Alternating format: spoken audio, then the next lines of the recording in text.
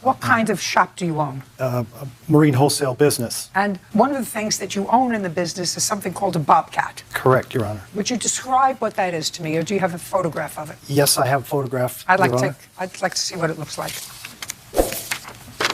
It has a ground clearance of about 1 foot to 15 inches. Okay, so it can sort of go in swampy places. Correct, yes. And it is your claim, sir, that the defendant, who you knew, who was a neighbor, that while you were away, it is your claim that the defendant took your bobcat out clamming or looking for some sort of creature in the swamp. And the bobcat got stuck in the mud and it was left there and the engine was destroyed. You want Mr. Sanker to pay for the damage. Mr. Sanker's story is that he was along for the ride, that it was your employee, Kenny, and if my guess is right, that would be Kenny. Yes, Your Honor.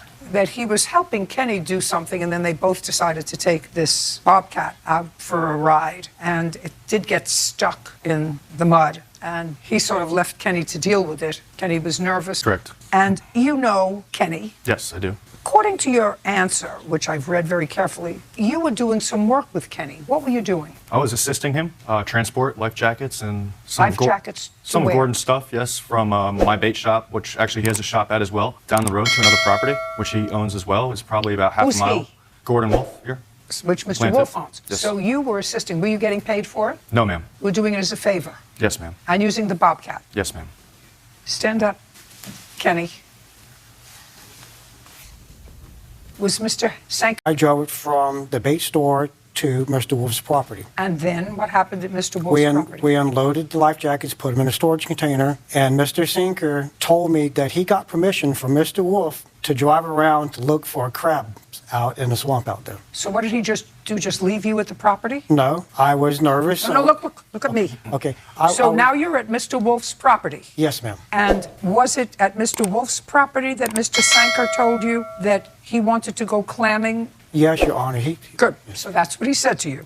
And what did you say to him? I asked him, are you sure Gordy gave you permission to drive it? And he said, Yes. and then where did you go?